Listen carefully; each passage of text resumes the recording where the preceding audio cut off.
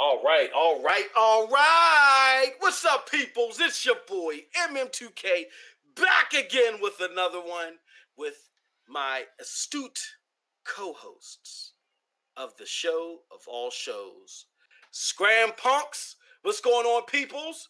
I know we've been on hiatus for a long time, but, we're bringing it back with a special new co-host.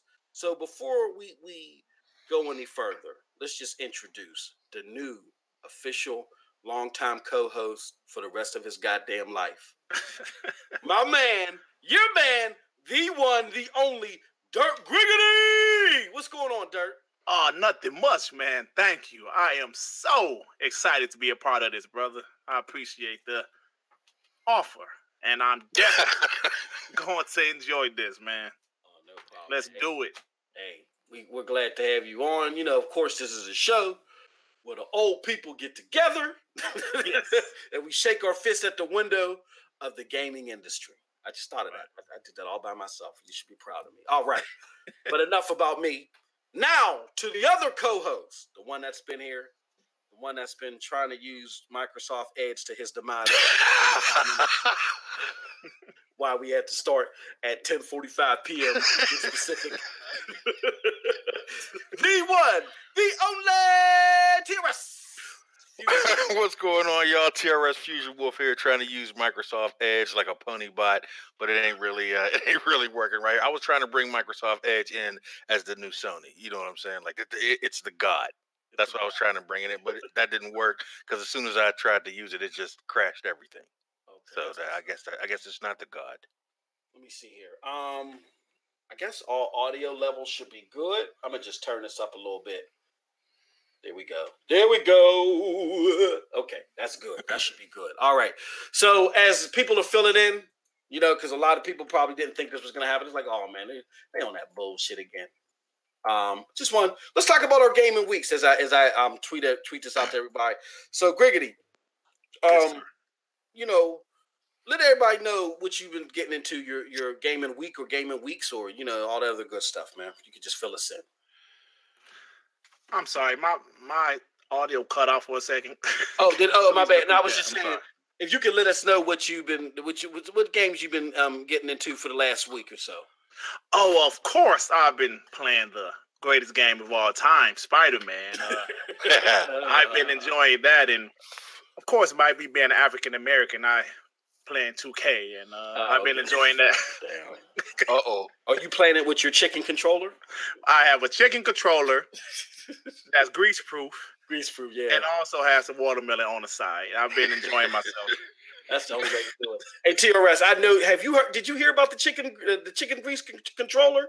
The only thing I've heard about is that video game where you can feed your characters grits. But other than that, I haven't heard of anything else. So far. Tell me about it. There's actually a controller built for people that like to eat chicken, and they advertised it in between two buckets of KFC. Oh, and all they needed to do was just have sliced watermelon falling from the sky like Fruit Ninja and shit. I'm shocked they didn't do that shit. Oh, shit. Hey, man, I showed it to my friend, and he always eats while we're playing the game. He said, oh, man, it's the sweetest thing I ever seen. He really want to get one. And that's the thing. Like, he legitimately wants to get one, man. Nobody's mad. This is like the best thing since sliced bread. You know what I'm saying? Yeah. So, Wow. So, so is that it? You been getting into anything else, man? Like the last week, pretty much those two games, man. I had a backlog, but that backlog got to wait till next year, man, because there's some bangers about to come out. So, yeah, that's pretty much it. Those two games for the most part. Okay, that's what's up. TRS in the house. What's going on? Just trying to play Flash games on Edge again. I've been jumping back and forth between the Xbox One and some of those phone games that I've been trying to bring back. Oh, wow. As far as the Xbox, I've been trying to coast through some of them older games, like on Game Pass and whatnot. Mm-hmm. All the games that I desperately wanted to beat, but never got a chance to get. I can now play them on Game Pass. But I just got an eye opener a couple weeks back, and Game Pass can wait because you know that I am the Destiny bot. And you know that Forsaken is here. So Forsaken is here. So you know what it is. Other than that, I've been doing a lot of the phone games. My favorite one right now is, well, two favorite ones is Knights and Dragons and Dead Space. It's kind of like a cross between Resident Evil and Duke Nukem, with the Duke Nukem comedy on a Resident Evil kind of format. Oh, what? That's kind of fun. Yeah, it's funny. The main character sounds like Duke Nukem with that cocky attitude. Yeah. Like, what the fuck is this? You know, stuff like that. He's real funny. So I would suggest those. So let me ask, so Dead Space. This has no relation to Dead Space, right?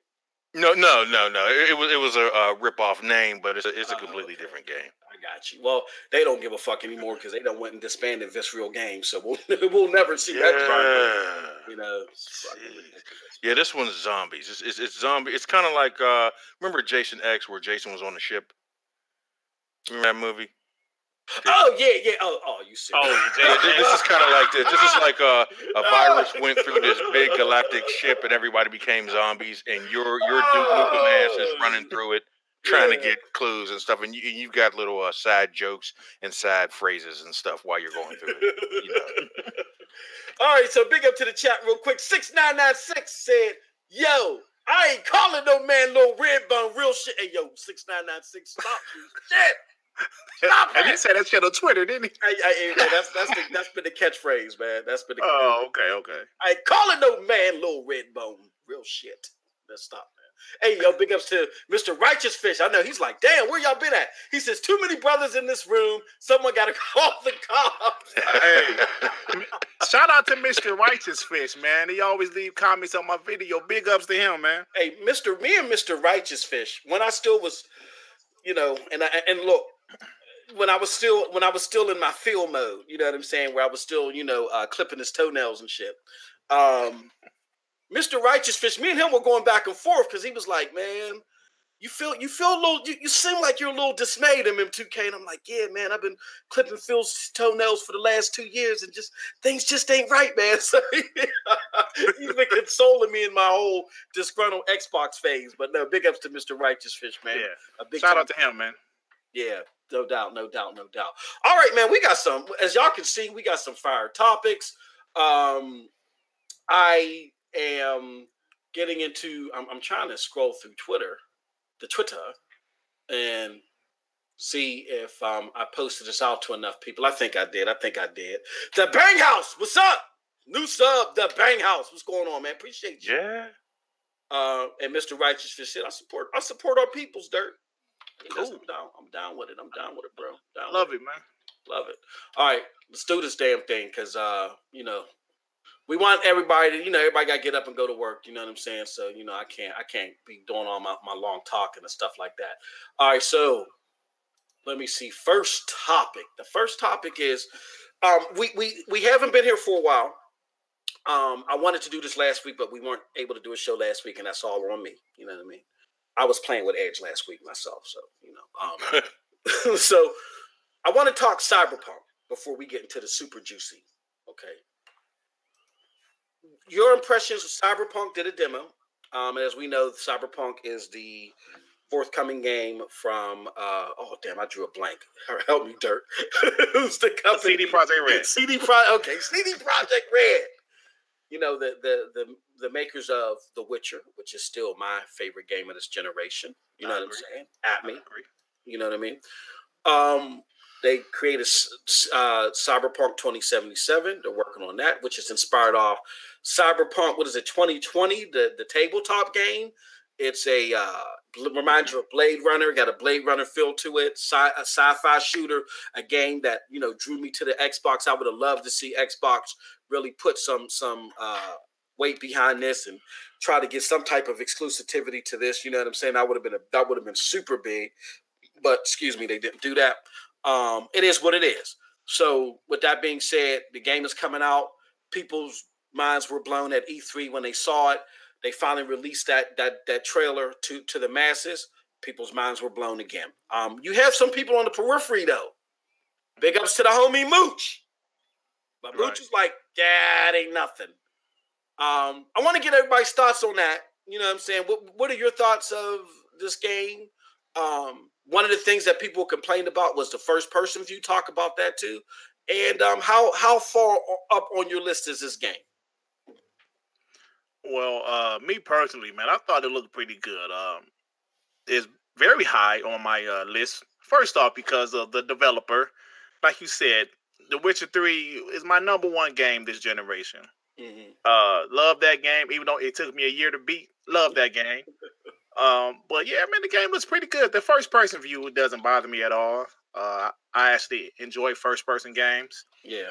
Shooters and everything else. So yeah, man, I think the game looks good. The world looks very interesting, man. I'm curious about this world, about the NPCs, about the people. You know, it looks good, man. I'm very interested in this game. Can't wait for it. Absolutely. TRS, what are your thoughts? Personally, I am very interested in it. I'm not exactly sure how big it's going to be as far as it's an open world area, or is exactly what's all going to be entailed as far as the story and whatnot. But what grabbed me at first, when I first saw it, even at E3, it kind of gave me a Deus Ex kind of feel. Yeah. And that really grabbed my interest. Then when I started to get kind of a feel of a Blade Runner, like you were saying, with that kind of made it even better, because I could see more animation tricks and things like that with it. So I think it'll be interesting to see that kind of genre, you know. Absolutely. Definitely. Here's my thoughts on it. And I get it. I definitely get it that there is not really a new element that's been added to this game. But what this game does, in my mind, does what BioShock did last generation. With BioShock, you never had the culmination of an action game, first person view, and the RPG elements mixed together and melded so perfectly in a game. Right. With the airy, creepy storytelling that made what made BioShock what it was. I get that same feeling with CD Projekt Red game Cyberpunk 2077, where they're taking a massive world, a nuanced storytelling with the whole Blade Runner type thing. And Blade Runners are, even though it has a cult following, I think the potential of the Blade Runner type worlds has not hit its full potential yet. And Cyberpunk 2077 is helping to do that. Then goddamn, the gunplay looks fantastic. Then the elements, all the element when the main protagonist hacked when they did that side mission. That side mission that they showed in that trailer towards the end looked better than 99.99999% of the campaigns of games I've seen this generation. So, hey man, that's what they do though. Like that's what CD Projekt Red do, right? All them side missions in Witcher 3. Absolutely. Yeah.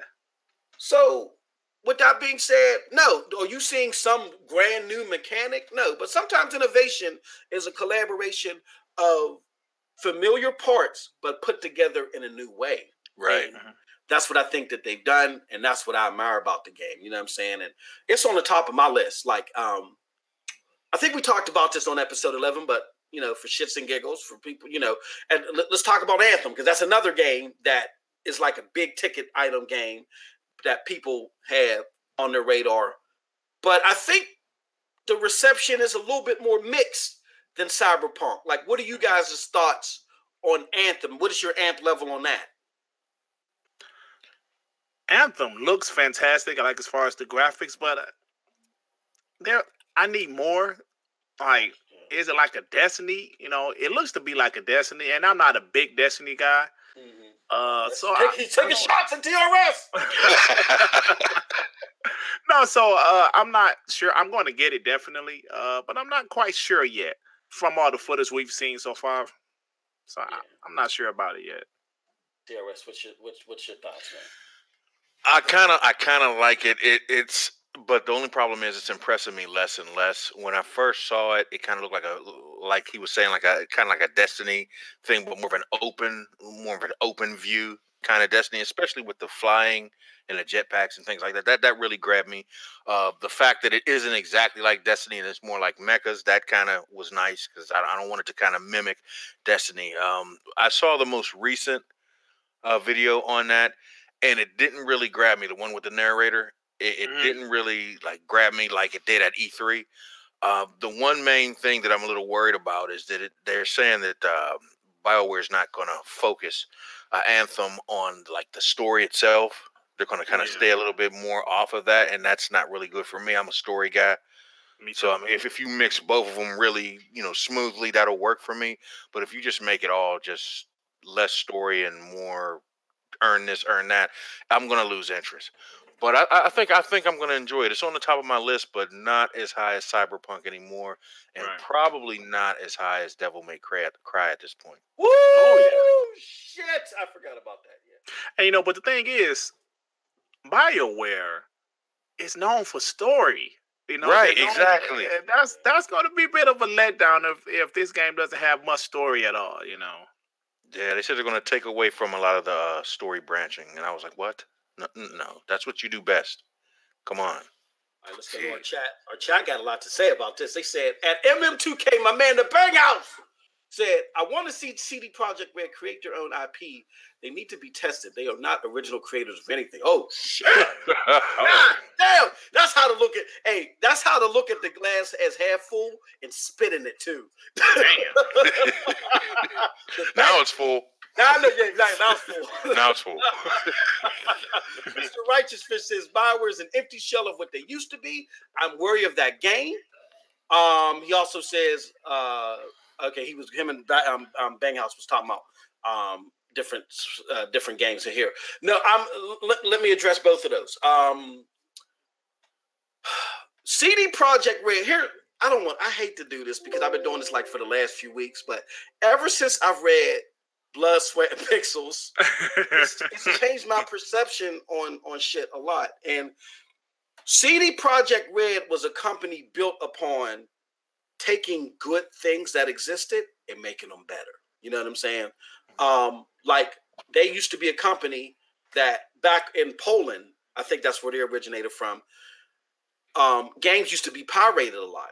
And CD Projekt Red wasn't a developer back in, I think this was like early 90s.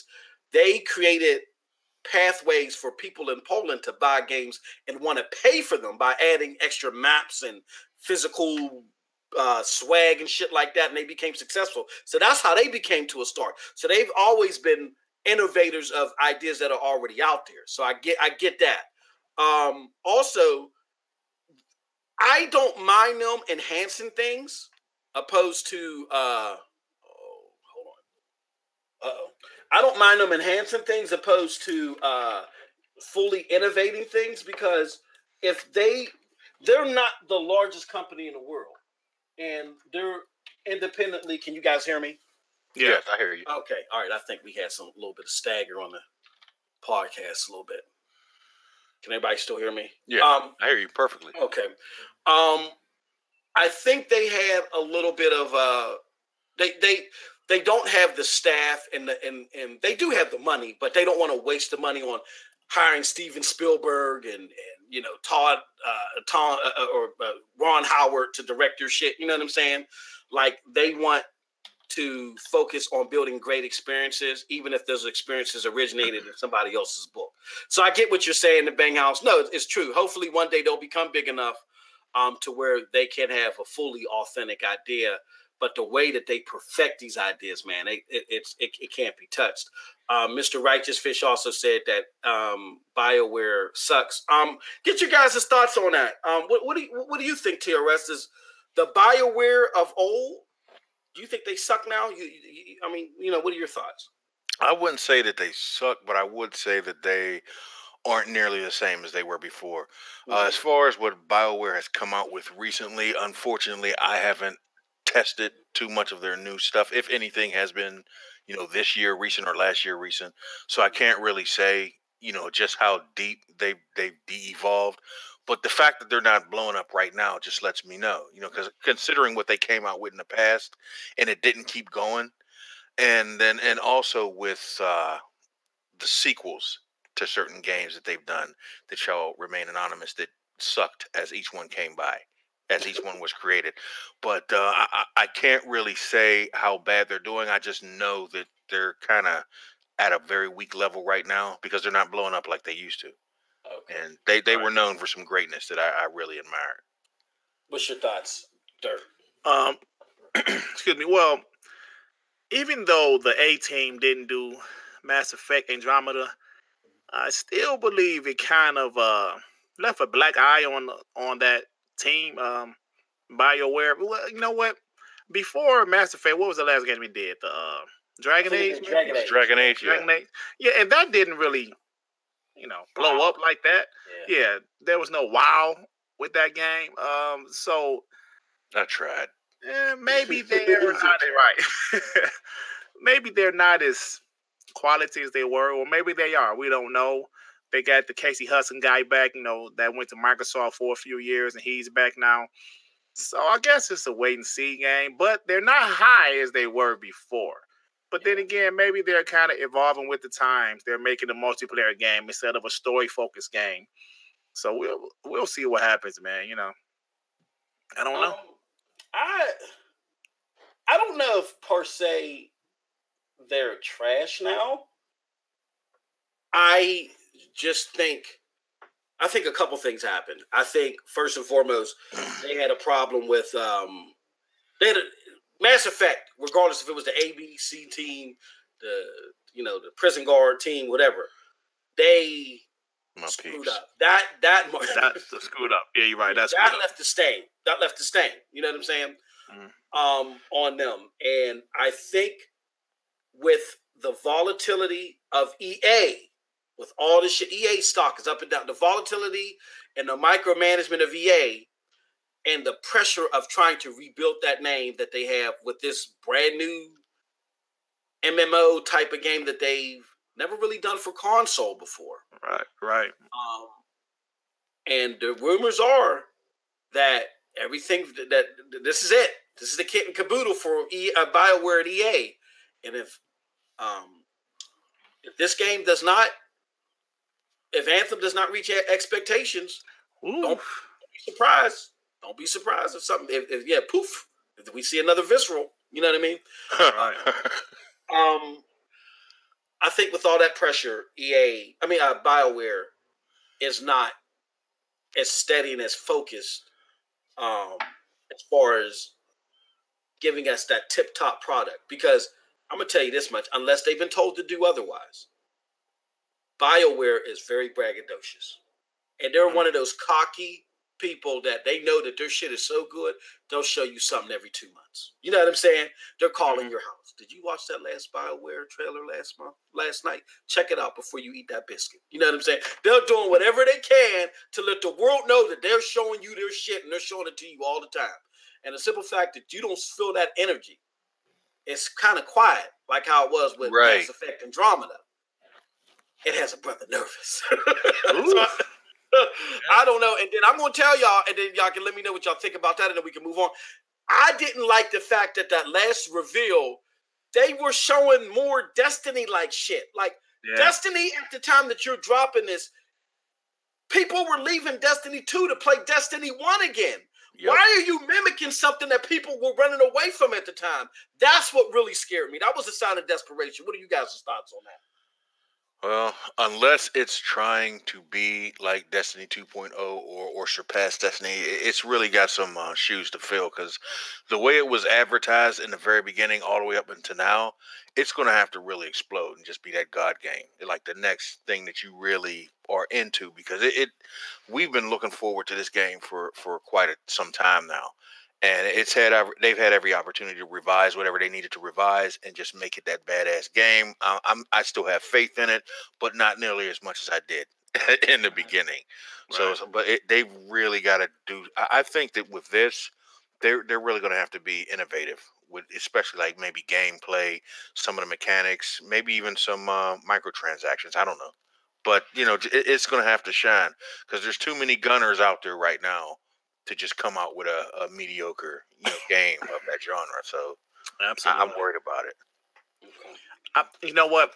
I think you said, like when you said innovation, they need to innovate with this game. Like you just said, they got to do something a little different, because when we saw that game at E3 2017, we was like, oh shit. Yep. Look at this game. This shit looks and each time you saw a little bit more of it, you were like, yeah, okay, yeah, it still looks okay, and like you said, they got to do something a little different. They can't be a Division or a Destiny clone. They Right. got to do something a little different. What it is, I don't know, but I mean, I'm curious about it. I'm going to get the game, but yeah, I'm going to get it. see.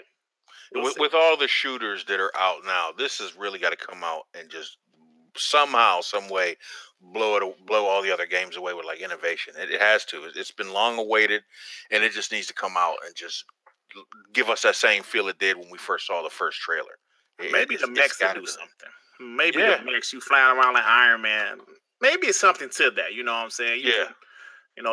It opens up a ton of different opportunities to be different. I don't know, man. We're just speculating now, but I don't know. I think the only thing that they could really do at this point, other than the fact that the game seems like it has a better, in my opinion, a better action-based camera angle. The way it is more like, more view. I think the only other thing they could really focus on that could blow some of these other games away is maybe the character development, the character itself. Right. Like exactly, the different branches that it can develop itself, where you can put the points or whatever. I think that would make a big difference on how innovative it would be. All right. Yeah. No, that's good points. Good points. And the chat chime in. They got some thoughts on this too.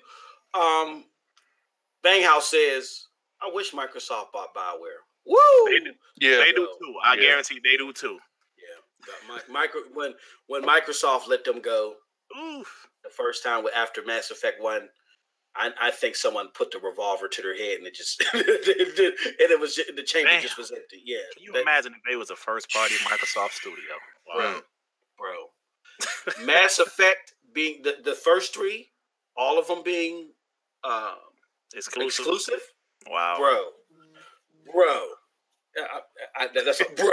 That's all I can bro. say. That's all I can just say. get in the car and drive off, bro. Yeah, exactly. Just drive off. Yeah. Mr. Righteous Fish says, if EA wasn't involved, I'd have had more faith. And he also says, y'all need to check out a game called Sekiro. I'm already there, bro. Yeah, we already there, bro. I'm already there, bro. I can't wait for that shit. Bro. But I hope it ain't as hard as Dark Souls and shit. Yeah, but it might be. Yeah, they got to stop with all this hard shit. That's another game that I saw the trailer of that I was interested in. I keep confusing because there's 2 of them that have that kind of format, that era of gameplay. You know what I mean? There's 2 of them. There's that one, and there's another one that I saw. Ghost of Tsushima. Yeah, is that it? Yeah, like there were 2 of them. Yeah. That's an exclusive for PlayStation. Okay. Yeah, the Ghost game is. Yeah. Okay, got it. All right, guys. Well, let's go to the next hot topic before we get to the real meat and potatoes. Loot boxes. Loot boxes. Loot boxes. So, if you haven't heard, loot boxes, the spawn of Satan. Certain territories have now said that loot boxes are gambling, even though game publishers like EA and 2K use them heavily, and they're trying to get these countries to back off and say, look, this is not gambling. Like, this is, we tell you that, this is what you might get. This is like the mystery, like I heard somewhere else, the mystery lollipop. Like, is the mystery lollipop gambling? And I thought that was a real good analogy. Gay publishers and the mystery lollipop. Come on, man. Hey, look, man. This is our first show back. Don't get a shutdown, man. Take it easy. Gotta take it easy. Wow. Yeah, so that's the angle that they're operating from. The countries are like, fly a kite into a goddamn thunderstorm. We're going to treat this like gambling, and there's nothing you can do about it. And EA in particular is fighting back with Belgium. 2K, on the other hand, is begging gamers to please urge their local governments and the government representatives to tell them why that they should have loot boxes in their games. Thoughts? I mean, I know there's 2 sides to this. No one's in the middle. It's either you hate loot boxes and you want them and anybody with the name that starts with L, like loot, to die, or it's like, people are being pansies, they're crying over this, it's no big deal, so what? No. Let's get it beat in the head with a cash register. So we'll start with you, Dirt. All right. What are your thoughts on loot boxes? Is this necessary? Are you side with the government or you side with the people, Dirt? All right.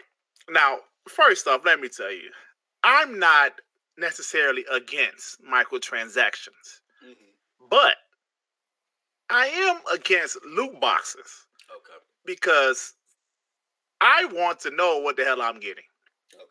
Okay. Technically, it kind of is gambling. The only difference is, there's no monetary gain, but it's kind of gambling. But I don't know if it should be banned. Just my personal opinion. I don't think it should be banned necessarily. But loot boxes is something that maybe they can change a little bit. Maybe they should slowly get rid of them. But I don't think the government should say, you can't use them. Me personally, but I don't know, man. Okay. I don't have anything against the loot boxes. I don't use them myself. I am deep into microtransactions, but I don't use, especially like those mystery boxes. I don't really deal with that. But I'm not against it because it's just a game. What is it hurting? I'll probably need more detail on what it's hurting financially. Whose pockets is it hurting? I don't think it's hurting anybody. I think it's just people don't really know what they're getting. They're like, look, I'm spending real money on this box, hoping to get this. Then damn it, I don't get it, so I got to spend another $2 to hope I get this, and I still don't get it. So I get that part, but back to what you said, TRS. But if you know it's a mystery box and you have that option to spend, what? I don't get those guys. Right. I mean, shit. I guess a guy want them skins, skin really bad. Now, me personally, I remember Gears 4 first came out. I was big into the horror mode, me and my friends, and we were, I wanted this one skin. It was a special Santa skin, some Christmas time skin or some shit. And I think I spent about $10 real until I got that shit. Yeah, I've done that. And there it is. Finally, so I was happy when I finally got it. But maybe if you're a kid and using your mom's credit card, maybe, I don't know, man. Maybe that's it. Maybe when they're kids, because I'll tell you what, I don't know if you consider this loot boxes, but the same concept applies to a lot of those phone games. And, and like Knights and Dragons, the one that I play, I mean, it's got those mystery boxes left and right. And yeah, it's frustrating, but at the same time, as an adult, I know I'm taking the risk, putting down a couple dollars for that mystery box. So maybe it is something with upsetting kids and emotional distraught. They might become murderers or something. Yeah, I don't know. Yeah, the parents get that bill, but like, what, little Johnny? Yeah. You spent $213 on.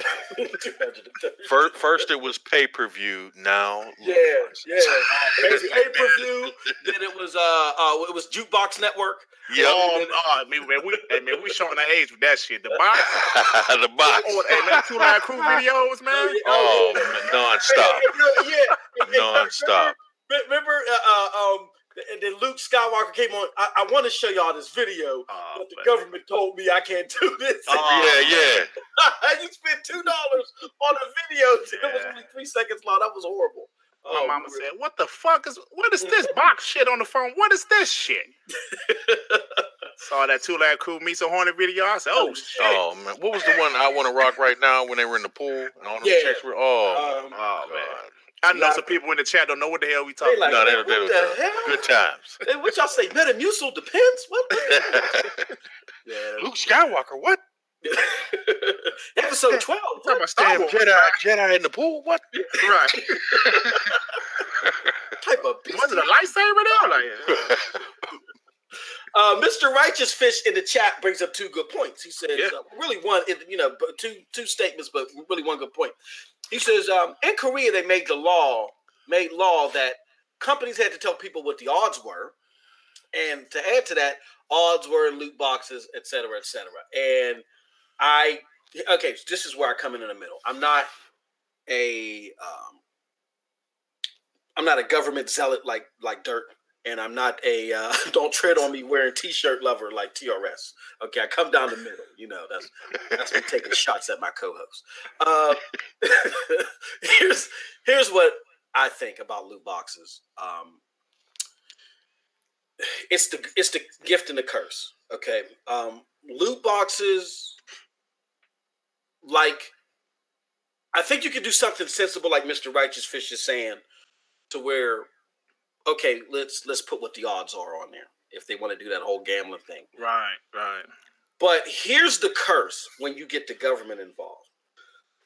Oh, excuse me. Me and TRS talked about this shows ago. Remember ephedra? Yeah. Ephedra was a very popular over-the-counter drug. You know, you can get in GNC, whatever. What it did is made you lose weight, gave you energy, all this other stuff, but you had to drink gallops and gallops and gallops of water with it, or you get dehydrated. And unfortunately, we had that football player for the Vikings. I forgot his name. He took some, was practicing. Oh, yeah. 3,000 degree weather. Training camp right now. In training camp, and he died. All right. Now, again, on the bottle, again, no spike to him and his family and their laws, you know. But on the bottle, it tells you. And I used to take ephedra a lot too because I'm a lazy bastard and I just wanted to do 2 curls and be built like Arnold Schwarzenegger. You know what I'm saying? So I was popping ephedra, and I knew, and I had a big ass bucket, literally a bucket of water. You know, by me, I used to walk around with a bucket of water and shit. No top to it, just a bucket and a straw, just because I was on so much ephedra, right? So now, because the instructions weren't followed or common sense thinking wasn't applied, the government got involved. Guess what the government did? Did they say, oh, ephedra is harmful and we're going to keep it away from you? No. They subsidized it.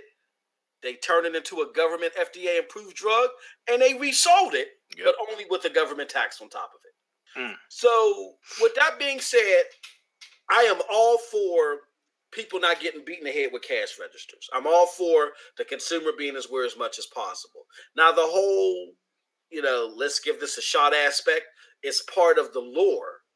And if you want to call that gambling, whatever. But when you do that at the pearl of involving the government. And don't think if you keep involving the government, they're going to get rid of loot boxes. By them considering it gambling, all they're going to do is tax it, not subsidize it. They're going to tax it and make it even more expensive for you because that extra taxation is going to trickle down to you, the consumer.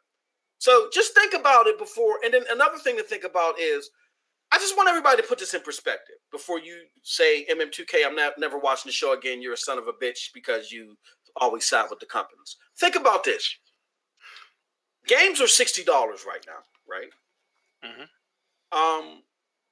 In 1989, there was a little game called King's Quest. And that game was $45 back then. Got it. Me and TRS went and, did we steal it or did we buy it? We bought it at I built it. Yeah, we built it. We bought it at a store called Electronic Boutique that ended up becoming EB Games and ended up getting absorbed by GameStop. That was 1989. I can't even do the math. I'm an idiot. That was many, many moons ago. Games have only gone up $15 since 1989. Right. Amy Hennig, formerly of Naughty Dog. I remember I had people sending me videos. No, MM2K, it's a farce. Video games aren't more expensive. And then Amy Hennig had to shut them all the fuck up. She came out and she said, no, games are becoming more and more expensive, but the console gamer base is not growing. They're just buying more products. But if you're building a single player game, there's really not more products for them to buy except for what? DLC or loot boxes, right? Right. So keep that in mind. Your game has not gone up with inflation that much. And video game makers are looking at other ways to supplement this loss and increasing revenue. And they're using loot boxes as it. They're not now, as long as they're not doing what EA did with Battlefront 2, I don't have a problem with them existing. I also don't have a problem with them being given a certain label to where there's certain contingencies where they gotta tell you, okay, this is the probability of you getting XYZ. I don't have a problem with that. But before you get heavy-handed on one side or the other, understand there should be a balance. You don't want to get heavy-handed. No, you don't want to get heavy-handed and let these companies do whatever they want and beat you over the head with a cash register and require you to get loot boxes in order for you to be successful in the game. But you don't want to get the government involved so much to where all they're doing is making the game more expensive for you. Because at the end of the day, it's going to trickle down to you, the consumer, and your $60 game, trust me, will end up becoming a $70, $75, $80, maybe even a $90 experience. Preach. So just don't get too heavy-handed with this. And that is paid for by the MM2K Foundation. Hey, man, you spitting facts right now, though, man. I'm just saying, man. Look, I thought about that. I was reading an article, and me and TRS, we remember getting King's Quest, and I'm like, damn, that is right. Since 1989, your big AAA games really ain't gone up that much. Wow, that's crazy. If you want to be honest about it, if you remember, in the mid to late 90s, them damn N64 cartridges was like $80, man. Yo, exactly. So if you want to be technical about it, shit, games went down a little bit. If you want to, if you want to really talk about it. Exactly. N64 games, man, was ridiculous. $79.99, $69.99. I'll never forget that, man. Your boy, Mr. Righteous Fish, in the chat. More facts. He says facts. That's why I support DLC like The Witcher 3, et cetera, et cetera. Definitely. Absolutely, man. We want to keep this at $60, and they want to keep it at $60 because it makes them look like the good guy. Don't choke off every single revenue stream. Like, remember last gen, Griggity and TRS, when the industry was like, no! Remember when they were making you pay the extra $10 if you bought a game used in order to get online? Yeah, right. I remember that. EA did that, right? Exactly. They did it with Mass Effect 3, which I hated at first. But then I was called it Game Pass too, didn't they? It was called Game Pass, wasn't it? Yeah, it sure was. It sure was. And now that I think about it, see, we old people don't forget everything. Goddamn it, man. It was called Game Pass. But yeah, that's it. And then they're running out of ways to subsidize the loss in revenue due to the non-increase in inflation. Due to inflation, with our desire to want bigger and better, more polygons, more compute units. This shit ain't cheap. It ain't cheap, man. It's not cheap.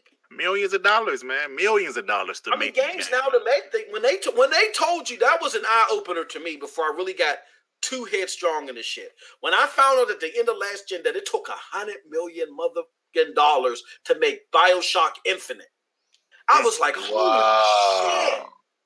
$100 million to make and market? Oh my God. Yeah. And people complain about it, but listen, man, you broke it down clear as day. Yeah. Like, look at Fortnite, right? I know the game is free, but they made like $1 billion off of this. Yeah. That's what listen, man, us gamers, we should be okay with that. Like, hey, man. Exactly. If these people are buying these microtransactions, these kids using their parents' cards, whatever, man. Yep. Like, look at 2K right now. I do think 2K is kind of ridiculous. Yeah, definitely. I agree with that. I concur with that. They're kind of ridiculous. I like microtransactions as long as they're fair.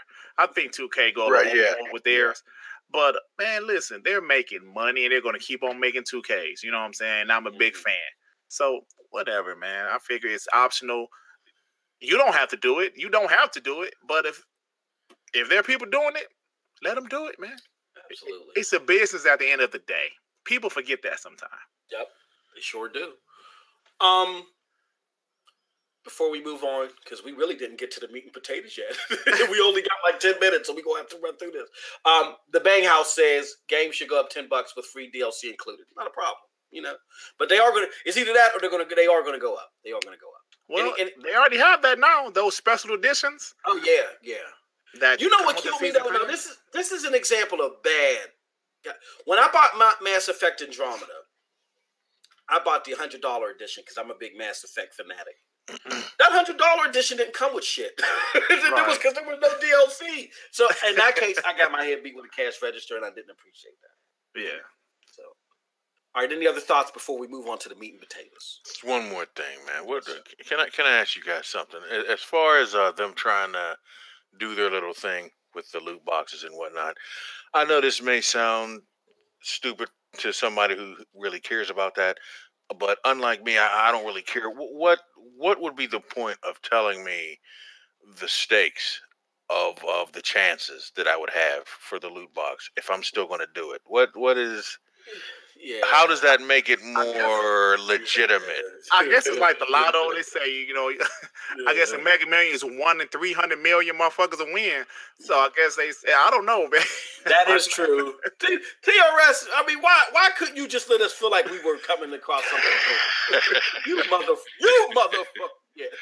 No, that is true. It's not like I mean, but he does have a point, Gregory. Like, if I'm a lottery player, if I'm a quote unquote gambler like Belgium, how Belgium wants to label this, if you tell me, hey, the chances are 15 to 5 million, I'm not paying attention to that shit. I'm just paying attention to play 3-15, 50-50 straight. You know what I'm saying? You think you're gonna be one of the, you know, if it's 5 and like exactly. 1 every 200 win, you think you're gonna be that one, you know? Yeah, you ain't gonna sit there with your protractor and your drawing paper trying to figure out the algorithms and how how plausible it is that you're gonna win. Like, you still gonna play 5-15 for 50. Right. Exactly. That's the last thing they're doing in the lottery line. What are the stakes? What is the calculated? You know what I mean? You know what I mean? Yeah, everybody got Texas Instruments and shit. Yeah, press that a is picture. Absolutely. Yeah, press. You remember that? Yeah, the scariest voice of all time, press. Oh man. They'll never know about that. The Texas Instrument game from back in the day with the scary picture before they came out with what is it, the auto tune? Oh yeah. Or no, before they came out with well, it was worse than a vocoder. If anybody knows what a vocoder is, like Teddy Riley vocoder, Roger Troutman. Yeah. And it was worse than that. It sounded like it really sounded like an old computer was trying to speak. It was creepy. It was so creepy. Press a picture. Yeah. And when the batteries were dying, press. Yeah, dude, I'm a kid, man. Press a picture. Oh, yeah, we're getting tired. All right, okay, let's get to the meat and potatoes now. While y'all all came, we're gonna talk about 2 big games that are out: Spiderman and Foresaken, the DLC for Destiny 2. But before we get into Spider-Man, I'm going to let TRS talk about that Forsaken. So TRS! I'll make it as quick as I possibly can. For those of you who have been living under a bridge all this time and have been receiving nourishment from the local pipe drains, this is TRS Fusion Wolf here, just to give a brief opinion on the Destiny DLC to Forsaken. I just started playing it. My quickest description of it as far as my feelings, if I were to put it into a phrase, it would be a phrase that really doesn't make sense, and I'll explain why. The phrase is, I'm not with the bullshit, but thank you for a good game. So since that doesn't really make sense, I'm going to kind of break down what I mean. But let's start with the bullshit. So first of all, we start at $99.99 for minimal content expansion pass, and some DLCs that aren't available anytime soon. All right, strike one, bullshit. Then you go to the next one. We have $59.99 for the main game with a few extra needless perks. That's strike two, bullshit. But then when I actually played through the game, avoiding the DLC offers on purpose, I actually came across the forced advertisement for the $39.99 offer in the in-game. And I have to say that was worth it. It was worth it, regardless of what might be said from certain gamer gurus who shall remain Mighty Most 2K. What I can say is $40, it was really worth it once I got the hang of the new development matrix for the character. And once again, it is a good game because it kind of brought back the development. And that's always one of the biggest things that I'm into is the development of the character. I can't really get into, what is it, like Dark Souls and things like that, where it's just designed to kick your ass constantly. I like to start off weak, you're kicking my ass, and then slowly I develop like in a movie. And then I come out like Rocky versus Drago, and I'm that dude. You know what I mean? Mm-hmm. I like that kind of thing. So Destiny's starting to go back to the Destiny 1 formula where it's doing that. And you can actually see the difference in your power levels kind of at this point now. And they went back to being able to fuse any weapon into any weapon, which is nice because in the beginning of Destiny 2, it was select weapons can only be fused into select weapons. I just finished the main story, or at least the part where the evil Prince Aldrin dies. So far, I'm loving it. Better than any intro missions since the original Destiny 2 intro. And the new mechanic to develop is very much like a Destiny 2.0. It's pretty sweet. Once you understand what you need to do when you're farming. So once I got my original guns and armor levels to that point where I'm the beast, the Fusion Wolf was making a comeback. The only thing that saddens me is the death of our good friend Cade 6. If everybody knows about that character, it still hurts. But Bungie vision, anything's possible in their scripts.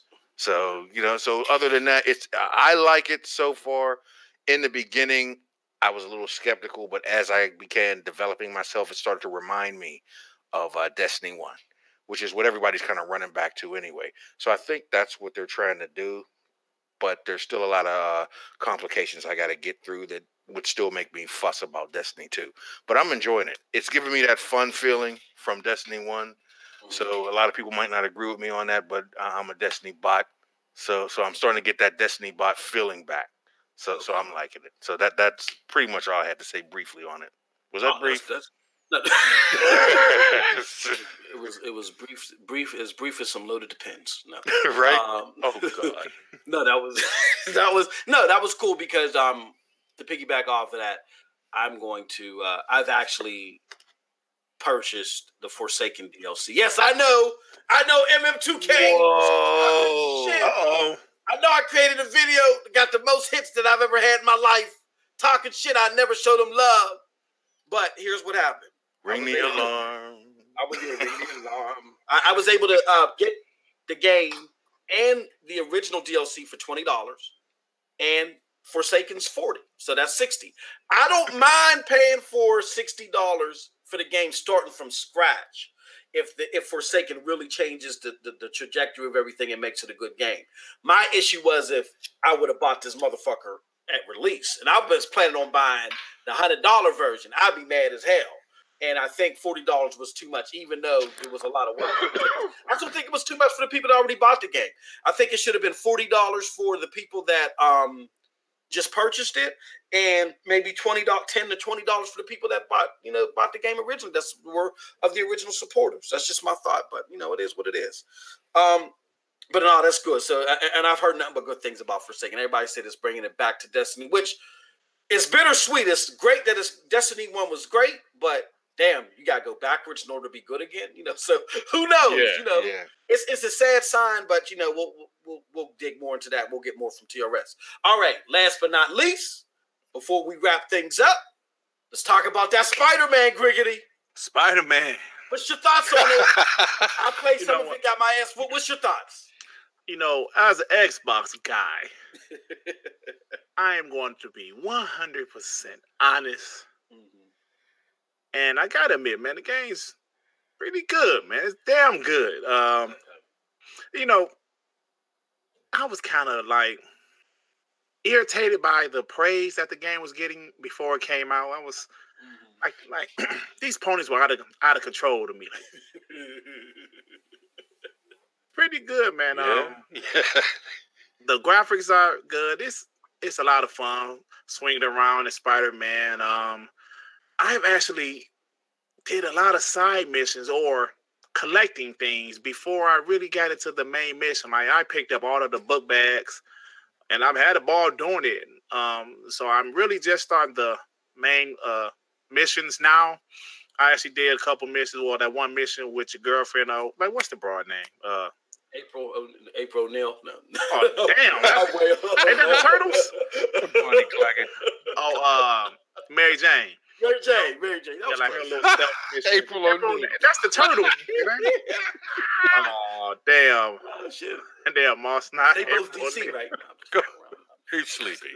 Turtles, man. That's a white girl the Turtles was messing with, ain't it?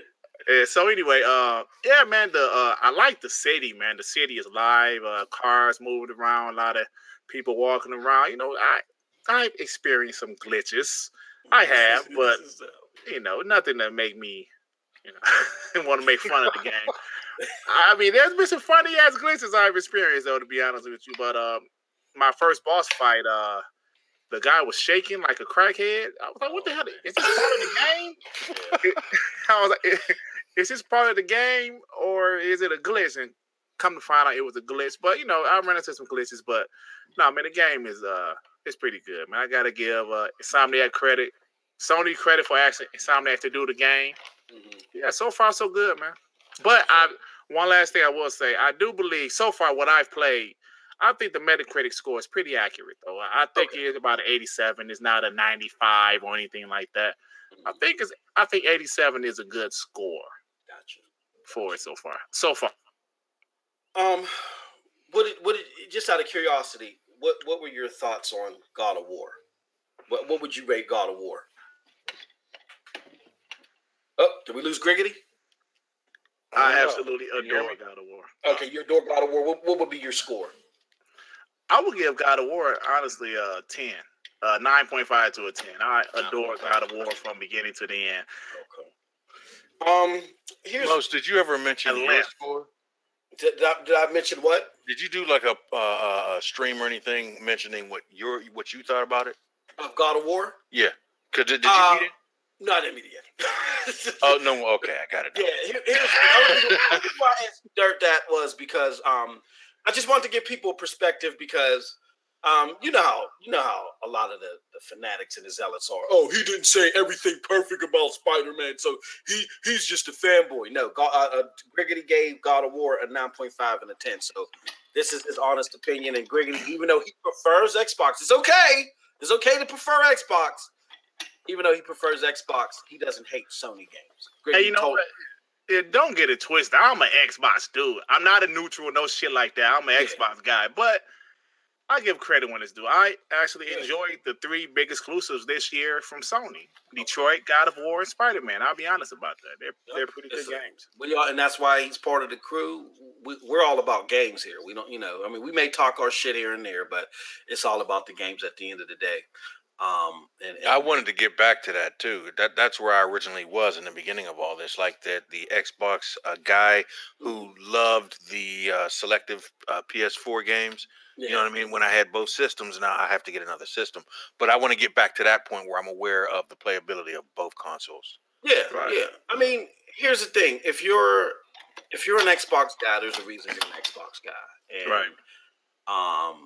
It's for a variety of things. You may be an Xbox guy because of the ecosystem, the controls. Like my thing is when I'm playing Spider-Man. Now that I'm glad that I've played games like God of War and even Horizon Zero Dawn and Uncharted this generation because it's got me reintroduced to the timing mechanics of PlayStation. I don't care what you say. The timing mechanics of PlayStation are different. I'm not going to say they're worse. They're just different. They're different from the timing mechanics that are on Xbox. And me playing Spider-Man, like what I've noticed with the timing mechanics on PlayStation games is the PlayStation games, you got to operate in the mindset of, okay, this is what I want to do. So you press it first and then it happens. With Xbox, they make sure that their timing mechanics are like, right that instant. You know what I'm saying? Right. So timing can throw you off. That's why I was getting my ass whooped in games like God of War or even games like Spider-Man because the time they set that timing mechanic differently on purpose, and it is what it is. They're not going to change it because the PlayStation people are used to that. Xbox people are used to this. That's fine. But what I'm saying is that if you haven't played a PlayStation game as an Xbox guy because you thought that the PlayStation exclusives were lacking in the gameplay side, this year is a year to go against that. God of War and Spider-Man are really good gameplay games, okay? And even as an Xbox enthusiast, a disgruntled Xbox enthusiast, that was part of my issue was like games like Uncharted 4 and Horizon Zero Dawn really didn't do it for me on the gameplay side, where God of War and even Spider-Man, my thoughts on Spider-Man is it does what it needs to do. It is a Spider-Man game, which is it's a BFD, big freaking deal, right? It's exclusive to PlayStation, which is an even bigger freaking deal, right? And it's good. It's good. It's good to where dad can pick it up, son can pick it up, granddad can pick it up, next Uncle Seamus next door can pick it up. You know what I'm saying? And it's to the point to where it's not cheesy. So it does what it needs to do. And kudos to Infamous. They did a real good job with this game. I'm like maybe an hour in. And like I said, I'm impressed. I'm impressed. I don't want to give it a score now, because I'm only an hour in. Right. You can but it's doing what it needs to do, and that's saying a lot because it's very easy for them to muck up a comic book game. It happens more often than not, and they didn't do it, and they did exactly what they needed to do with this game, and it's a big effing deal. Period. Yeah, man. So, with that said, any other thoughts by anybody? And then, if not, I'm gonna read what's in the chat. Any other thoughts? Just one more quick thought, if possible, just to see what you guys' opinion is on this, as far as as far as the subject being crossplay. Oh, okay. And I know you guys probably know about PS4 allegedly saying, or PlayStation allegedly saying that it's not going to happen. Like, they're not listening to the crossplay with the Xbox.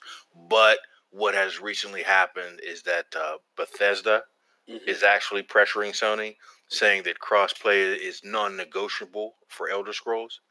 And I think that I'm not sure what that really means. Does that mean that it's not going to happen, or for Bethesda, or does that mean it's going to happen and there's nothing you can do about it? That's what I was trying to figure out about that.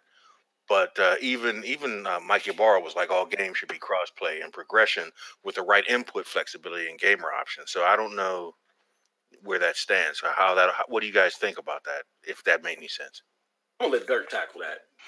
Well, my personal opinion, I think Sony's really in the driver's seat right now. Right. Because, like, Bethesda's threatening them with a little card game. If they're really going to threaten them with Fallout. Exactly. Yeah. Fallout down, man. Sony's in the driver's seat because they got 80 million consoles out there, man. And Bethesda needs them.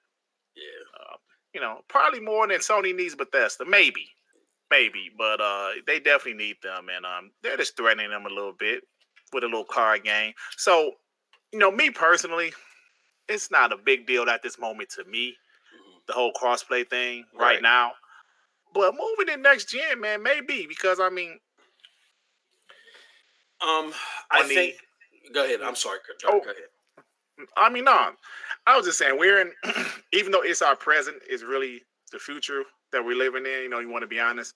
So 2 years from now, I think maybe there's not going to be a choice, but the crossplay thing might happen, just because of the technology is going to just make them do it. Pretty much, I don't know. And the main question is, how lucrative is that going to be with the different companies if you can play the same games on two different consoles? Is that going to be a money loss, or is there something they can invent? No, I don't think it's going to be a money loss. What you think? I think that no, it's not a money loss. The stand view of the publishers is, okay, so you got Xbox, you got PlayStation. Let's just say, for instance, this is just purely speculative. Let's say if Fortnite dies, it's starting to die on Xbox, and the player base is low, but it's still strong on PlayStation. Right. When you still have a strong player base on PlayStation, and if you have crossplay, that gives incentive to those final remaining people to stay on and play, to opposed to where they could just say, well, this game is dead, forget about it. Because even though we don't think that happens a lot, it does happen a lot. I get that. Here's the deal. All right, and I'm old school with this. I'm a business guy, and again, I'm just saying this. This is just how I come from the school of hard knocks. As much as consumer friendly as crossplay would be, it's never going to happen, because it's never going to happen as long as Sony is the market leader, and Sony's going to fight to be the market leader for a very long time. Will they be successful? I don't know. Here's why. Sony is a traditional competing company. Fuck you, I want you dead. That's their mind state. Every time they look at a competitor out the window. Fuck you, I want you dead. Sony would love nothing more but to put Phil Spencer, Satya Nadella, and Mike Ybarra in a Virgin spaceship, and send their asses to the fucking solar system.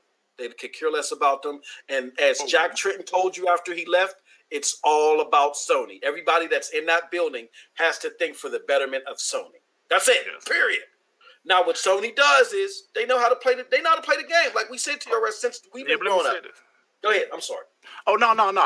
I didn't mean to cut you off, man. I just wanted to say a quick analogy, something that I thought about while you were saying this. You're absolutely right. Sony's more traditional. Mm-hmm. But sometimes technology will force you to kind of hang with the times. Perfect example. We all know how BlackBerry was very popular. You remember those guys? Mm-hmm. BlackBerry at one point was like one of the top cell phones. And they reluctantly, they didn't want to move with the times. The iPhone came out, BlackBerry said, no, we're fine with where we are. Then eventually, the iPhone blew up, and the technology for smartphones just got better and better and better. Then BlackBerry said, oh, shit, let's make a smartphone now. Nope, it's too late. iPhone and, you know what I'm saying? So that's an analogy I that's thought a really good analogy, yeah. Sometimes technology forces you to move with the time. So, yes, they're traditional right now, but my point, what I was saying initially, like a couple years from now, it might be at a point where more developers and more game companies like, yo, man, we need this to be crossplay. Because what you said, TRS, I believe it's a money saver because instead of having service for the PlayStation, service for the Xbox, service for the Nintendo console, they can just have one server. Okay. And, you know, I mean, I'm not a technical guy, but I believe that's how it works. You know, they can have one server and they save money that way. I could be wrong, but that's what I believe, you know. So, if you can't hear me, but I'm in the back with my Hulk Hogan shirt, Hulkamania shirt on, and I'm ripping it like Hulkamania because I'm about to give it to you, Dirt. I'm about to give it to you, Dirt. Let me tell you something, brother. I'm about to drop that leg on you. I'm about to drop the leg on you, Dirt. Because they're asking for it in the chat, Mr. Righteous Fish. And Cal Palmer's like, come on, MM2K, give it to him. Look. Sony's is a Fortune 500 company. Mm-hmm. I get the whole technology aspect, but technology comes and it goes. And until it's effective on the bottom line, it's not going to happen as far as all of these Fortune 500 companies, you know who they care about first? They don't care about you. They don't care about terrorists. They don't care about me. They care about their investors first. Right. If I'm an investor, and we're just a catalyst as the consumer is just a catalyst to that investor. So if I purchase stock, let's just say at McDonald's, and then McDonald's tells me, you know what? We're going to make it possible to where motherfuckers can bring their Whoppers in here and eat them with joy. As an investor, I'm going to say, you out your rabbit-picking mind. I'm investing in Subway. You know what I'm saying? So people that invest in Sony because they are that hardline Japanese, uber competitive, look out the window, F you, F the world. We're here to be number one type company. As long as they are number one, as long as they have bigger saturation, as long as they sell more, I don't care what Bethesda says, and I'm a Bethesda fanboy. I don't care how many card games they say they're not bringing to the system. They're not going to do crossplay because at the bottom line, if they're number one and that gap stays wide, Bethesda's going to give in and do it. They're going to do it begrudgingly because Bethesda hates Sony, but they're going to comply because they're going to be up 80 million to 40 million. And if the gap is still the same next gen, they're going to do it. It's all business, and you got to respect Sony's business gangster. Microsoft didn't do it last gen. I get there's different people this gen, but Microsoft only wants to do it this gen because they have the Silicon Valley mindset, which is we're going to shake hands on TV. We're all going to love and hug each other, but behind the scenes, we're just going to fight for patents. Sony doesn't want to fight for patents. Sony wants to gouge your fucking eyes out and send you to the solar system, and that's what they're going to continue to do. And giving into crossplay would be a diversion from that. And they're not going to fall. They're not going to fall prey to Microsoft's new marketing schemes. Now, if Microsoft is successful with their new 2.1 billion strategy, then you're right, Dick Griggity. Sony's going to have to give in. But until that happens, and that's to be seen. Until that happens, I don't think it matters how the technology is. If you want to play with PlayStation people, guess what? You're going to have to get a PlayStation. Period. Yeah. Okay. You know. I mean, yeah. Please come back for next show. I didn't mean to do. No, I'm just joking. No. It's all good, man. Hey, that's right. This is a talk show, so we have conversations, right? No, but that's a good point. No, but the big what if, the big 500-pound gorilla neck behemoth in the room is Microsoft going to be successful? If that technology, like you said, Griggity, is successful, because I'm gonna tell you that Scarlet, we could talk about this next show, because I know we're running out of we ran out of time. That Scarlet, I've seen an implementation of that, and that shit, well, not actually Scarlet, but the versions provided by NVIDIA and Steam. That shit is dope. And if Microsoft can pull that off, that's going to be a big deal. But it's to be seen. It's to be seen. So, those are my thoughts. Mr. Righteous Fish Cal Palmer. Did I explain it right? Mr. Cal Palmer says, "You really think Sony is like that?" I do, man. Look, me and TRS, when we were growing up back in the 80s, I know we're giving our age. We was growing up in the 80s. Sony came up with a product called My First Radio, My First Skateboard. All it was plastic versions of regular shit. And all they had was kids with barrettes and scarves running around having fun with My First Radio, a plastic fucking radio. My First shovel, a plastic, and it was triple the price of a regular shovel. But because it had Sony's name on it, they went with it, and we sucked it up like crazy. We went to Hills. There was a store called Hills that was equivalent to what Walmart is today, and we were buying their shit like crazy. Sony is marketing geniuses, and they aim to be number one. They could care less about joining forces with anybody. They're of that Japanese bread, and that's just the mind state. And them doing crossplay was just them trying to tap into Microsoft's market. They really didn't want to do it. Microsoft really wants to do this. This is part of their $2.1 billion strategy where they apply their applications everywhere. Sony doesn't want to do this. So, yeah, that's why I believe they're like that. And Mr. Righteous Fish said, yeah, Japanese companies are ruthless. They work their own people to death. Oh, that's I'm not touching that, bro. I'm not hanging on, man. Yeah, man. Look, man, we just came back, man. We ain't trying to get shut down already, man. I appreciate it. I think it's very impressive. I'm against a lot of what Sony has done in the past couple of years, but I can't lie. I'm very impressed considering who they're up against. I mean, if you think about the history of Sony and compare it to the history of Microsoft itself, yes, and the position that they're in, I think that's very impressive. That's some beast mode shit. I think what they're beating their employees. Is used to doing is once they win, they stay winning, and you cower in the corner. And Sony said, "Oh no, fuck that, no, chief." They got on their hustle man said, "No way, chief." They learned from their mistakes with the PS3. Yep. And hopefully Microsoft learned their mistakes from the Xbox One, man. Yeah, well, that's a whole nother segment. It is. We could be talking to midnight, man. And people got to go to work. So I appreciate all of y'all, but anything else before we go? I am absolutely fine. I'm going to stay away from the thoughts that popped in my head about Microsoft since you guys mentioned the Xbox. Now that Microsoft is already working on 50 different consoles for the next 2 years. That's a good subject. We will definitely get into that next week because I did want to talk about that this week, but we had so many good discussions with us in the chat, man, and we just ran out of time. Right. But no, we're going to put a placeholder on that because that is this whole Scarlet thing. Yeah. We're going to get into this, and we're going to have Dirk Griggity, yell at us and cuss us out for it. You know what I'm saying? Definitely. But big ups to the chat. Let me go to them. Kyle Palmer, Mr. Righteous Fish, holding it down. Man, they was holding down the whole goddamn show. Holding it down. Xbox. My man D Almighty. I appreciate D Almighty coming through. The Bang House.